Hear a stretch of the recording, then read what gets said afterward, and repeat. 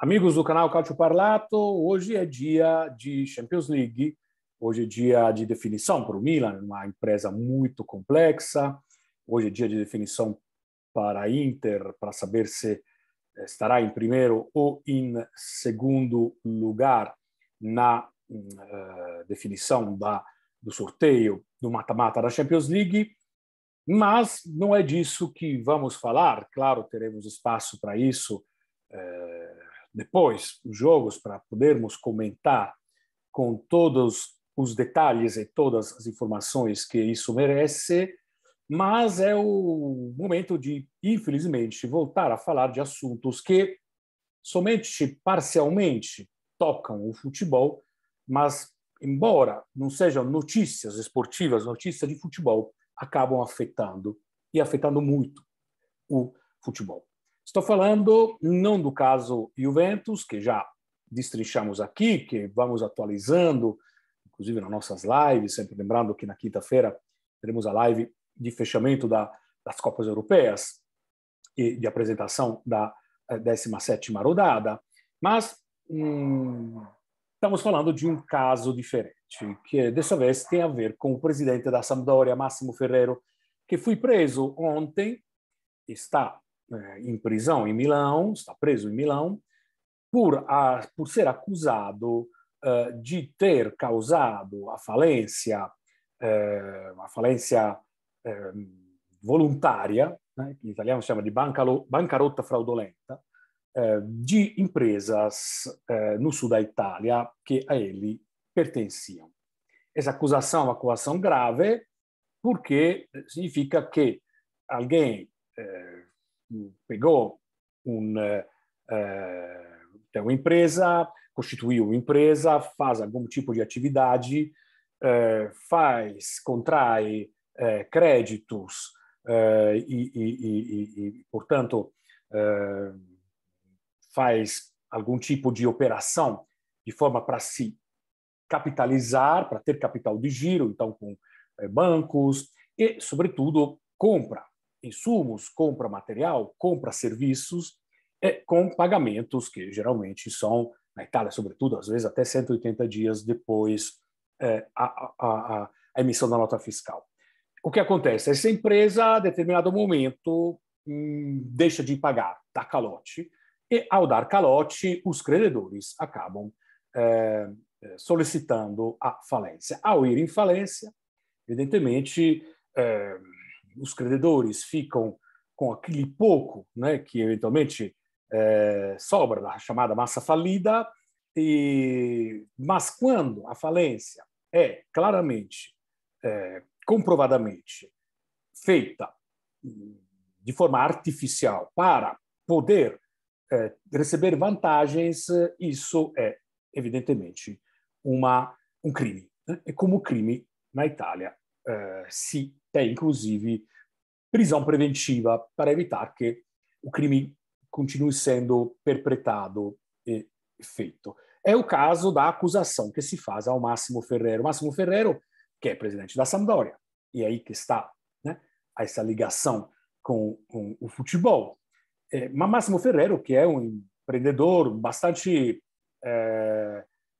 assim, sui generis, como se diz em latim, um empreendedor um pouco acima da média, uma pessoa que gosta de tudo porque de discrição, uma pessoa muito folclórica até, e que se torna, às vezes, simpático para essas suas manifestações, às vezes um pouco estranhas para a maioria, mas é, sobretudo, um empreendedor que, evidentemente, pelas acusações que ele recebeu, é um empreendedor bastante, digamos, ousado, e a ousadia, segundo a acusação, vai até a questão de cometer crime.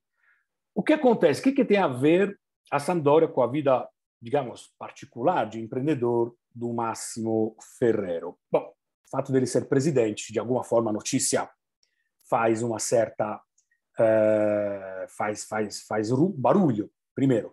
Segundo, ele é um cara que gosta muito de mídia, né? Então, está sempre sendo entrevistado, sempre muito polêmico. E se fala há muitos anos da questão da venda da Sampdoria.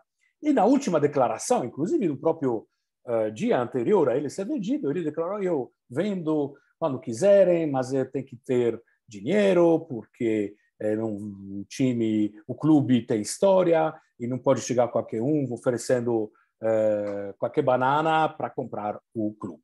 Bom, um dia depois ele é preso com essa acusação. Até aqui, de novo, né? Ontem, aqui nós, de Calcio Parlato, decidimos não fazer nenhum tipo de comentário específico por achar que, de fato, eram, né, a questão da Sampdoria e a questão da situação dele como empreendedor fossem separadas. Mas hoje são publicadas no jornal Século XIX, que é o jornal de Gênova, que publica alguns dos grampos que foram utilizados como provas de que estava sendo cometido um crime financeiro grave. E aí, nesses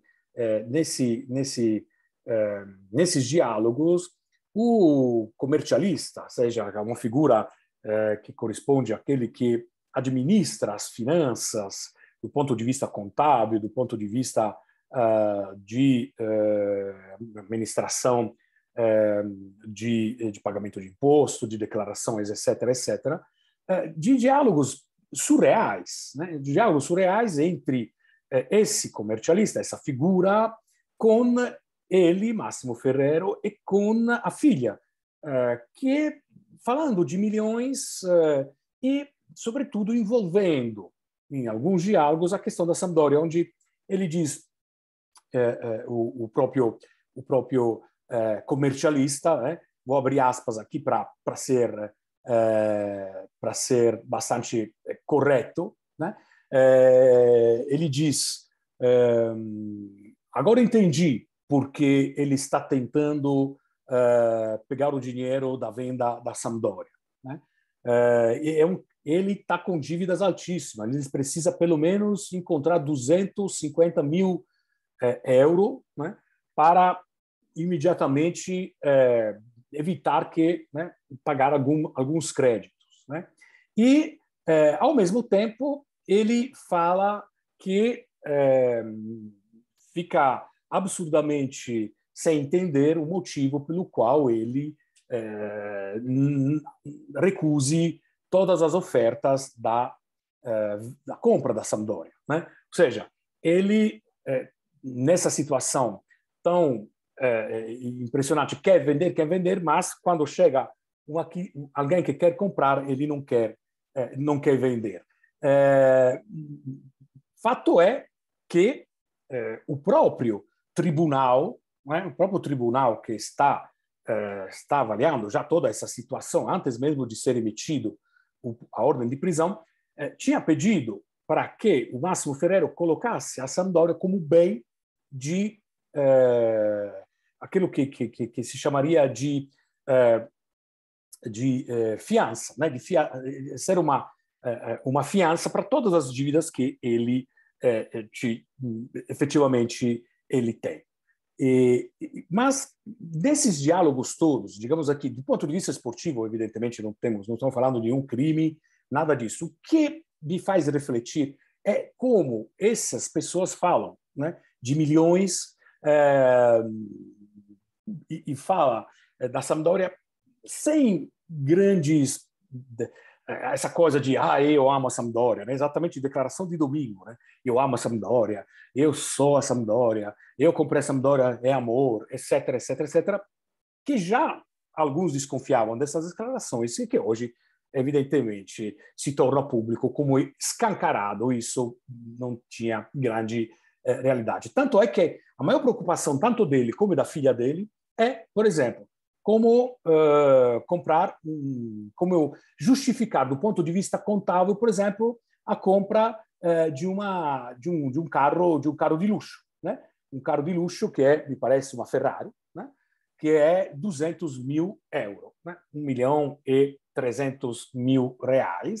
E aí a filha que liga para o banco, e aí também grampeada, todas as pessoas ligadas, a filha também está presa só que no domiciliar, junto com mais 6 pessoas, falando de 200, 100 mil euros, 200 mil euros, com uma facilidade absurda. Ou seja, na verdade, o interesse dessa pessoa, desse Máximo Ferrero, para a Sampdoria é simplesmente, exclusivamente financeiro, mas é pior, né? Na hora que ele declara que a Sampdoria para ele é o amor da vida dele, ao mesmo tempo ele está lá tentando ver como fazer para brincar um pouquinho com a Sampdoria, tentar chegar a ter o máximo do desgaste possível com a própria torcida para que seja, digamos assim, quase forçado, né, um grupo de empresários, por exemplo, a comprar a Sampdoria ao preço que ele quer. E aí vem uma reflexão muito importante que eu faço junto com vocês, né? Se fala muito de clube-empresa aqui no Brasil.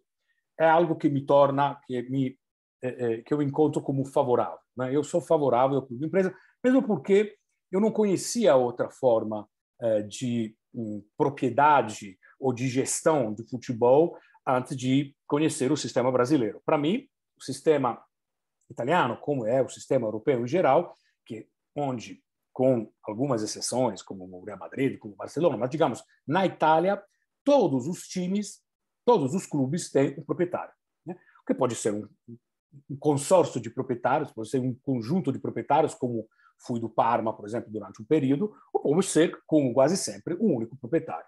O Milan teve Berlusconi, agora tem um fundo, né? O Genoa teve o Preziosi, até agora tem uma holding, a Fiorentina tinha Della Valle, agora tem o Comisso, que faz parte, que é dono de empresas de comunicação nos Estados Unidos, o Napoli tem o De Laurentiis, que é dono de uma empresa de cinematográfica, a Inter já teve o Moratti ligado a empresas de petróleo e hoje tem um grupo chinês, o Torino tem o Cairo, que é um proprietário que é dono de algumas editoras as mais importantes na Itália, a Juventus tem a Fiat, né? E assim por diante. A Atalanta tem Percassi, que é um empresário do ramo da construção civil, por exemplo. É assim por diante, né? Se a gente analisar tantas proprietárias estrangeiras, né?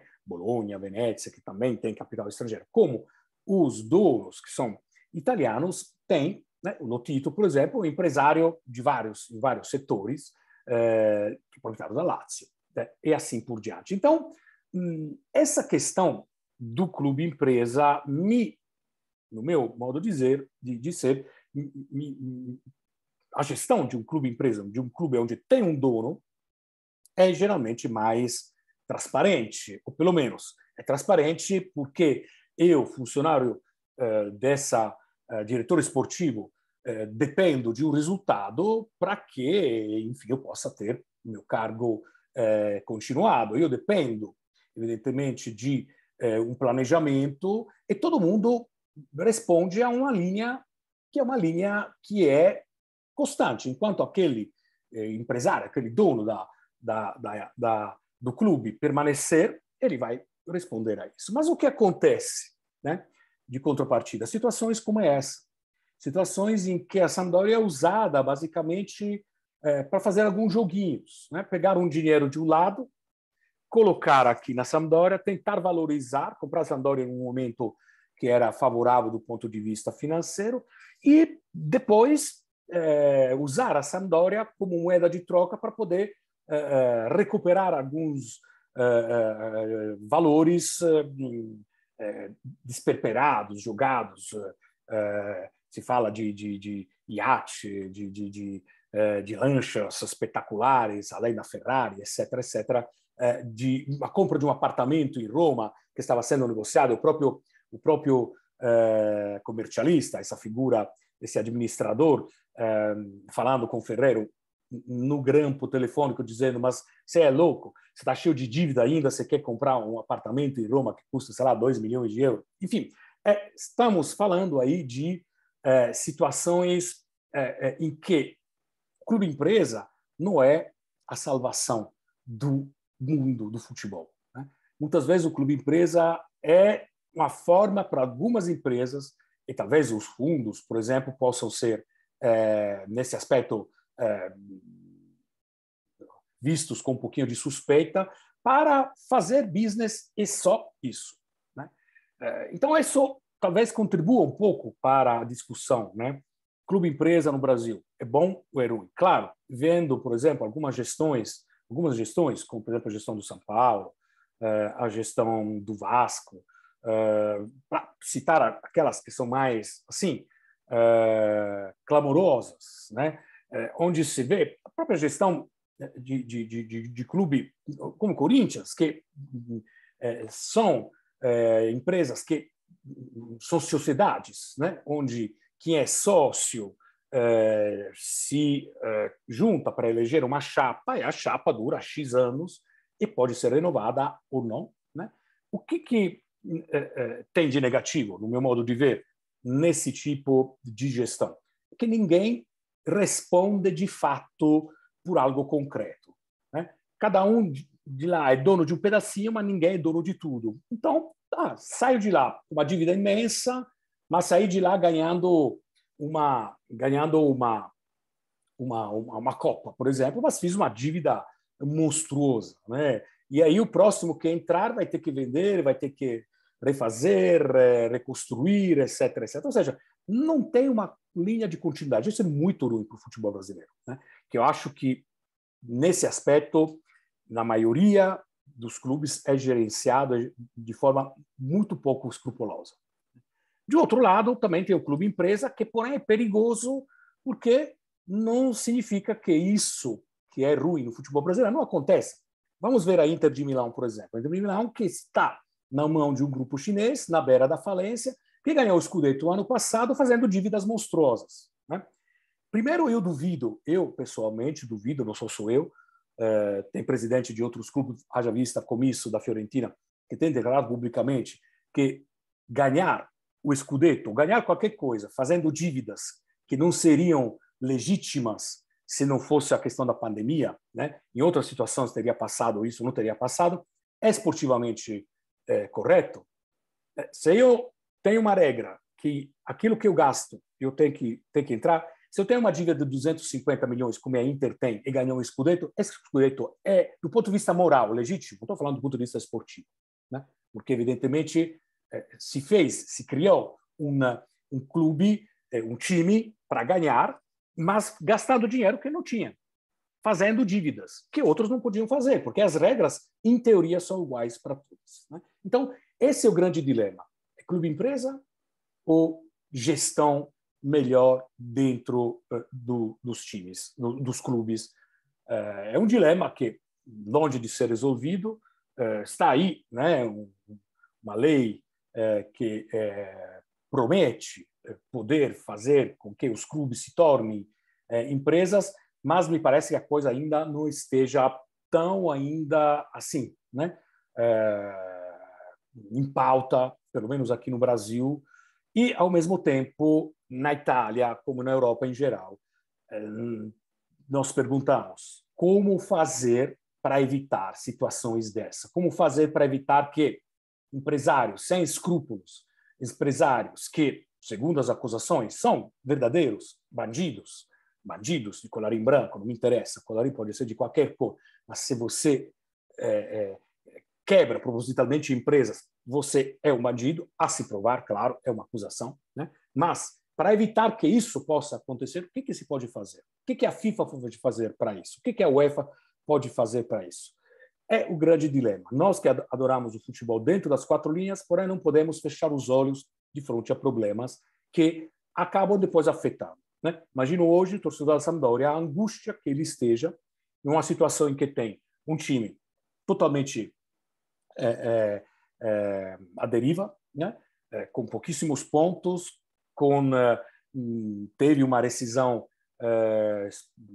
estapafúrdia de um dos diretores, que é o Osti, que foi um diretor de muitos anos, né? de mais de 7, 8 anos. De repente ele foi demitido por justa causa, inclusive, até hoje vai ter um processo aí sem saber por quê, né? Pessoa qual eu conheço, tenho falado, tenho encontrado, né, que todo mundo fala de absurdo, né? Ou seja, uma série de situações que a Sampdoria está vivendo. Imagine hoje como se encontra o torcedor da Sampdoria. E talvez o próprio torcedor da Juventus, né, não consiga somente se concentrar, como, por exemplo, depois das declarações de domingo do Dybala, que disse: não, nesse momento eu não vou renovar porque a Juventus tem outros problemas a fazer. De novo, dopo Calciopoli, a Itália se encontra com essas situações que podem afetar, né?